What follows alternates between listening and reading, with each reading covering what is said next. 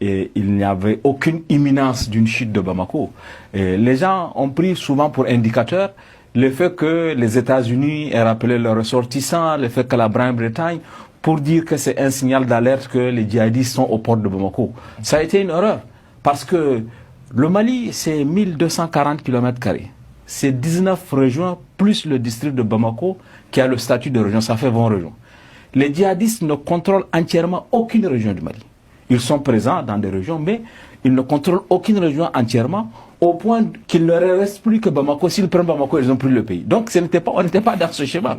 Mais compte tenu du contexte et compte tenu de cette hystérie, on a présenté comme l'élément, comme une chute imminente de Bamako. C'est clair que les djihadistes ont été capables, en septembre 2024, de faire leur opération à l'école de gendarmerie, de faire leur opération à l'école de...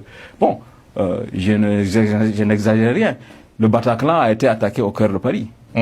Le Stade de France a été attaqué au cœur de la France. Donc les djihadistes, ils sont dans ces stratégies. Ils ont attaqué les tours jumelles à New York. Donc ils sont dans des stratégies comme ça. Et ça, ce n'est pas un indicateur du fait que le pays a perdu le contrôle de sa sécurité.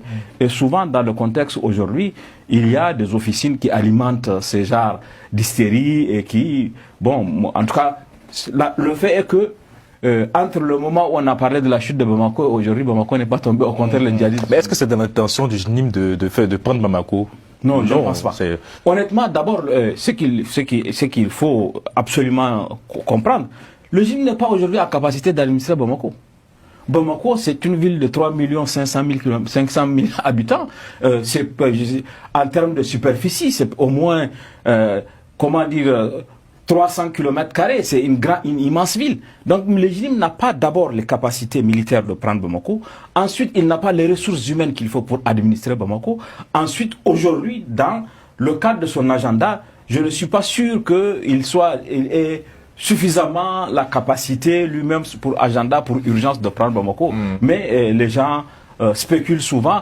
Et ce qui nous amène à commettre ce genre d'erreurs d'analyse, c'est des comparaisons qui ne sont pas. La comparaison n'est jamais raison.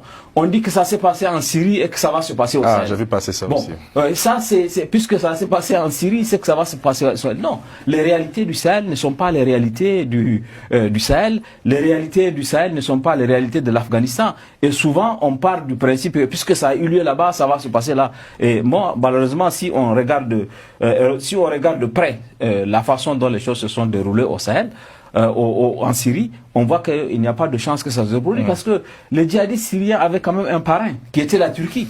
Donc, il faut dire que voilà, et la neutralité de la Russie qui a laissé faire, ça c'est pas des événements qui sont aujourd'hui, c'est pas des éléments qui sont réunis pour que le scénario syrien ou afghan se produise au Sahel.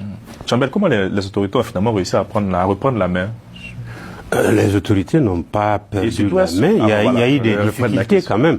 Il y a eu des difficultés. C'est une crise cyclique. C'est vrai que elles n'ont pas été débordées à votre avis. On tiré les leçons. Non, on peut pas nier qu'il y a eu des attroupements devant les stations d'essence. Il y a eu des files d'attente. Il y a eu des difficultés d'approvisionnement de Bamako et de certaines grandes villes du Mali en son temps.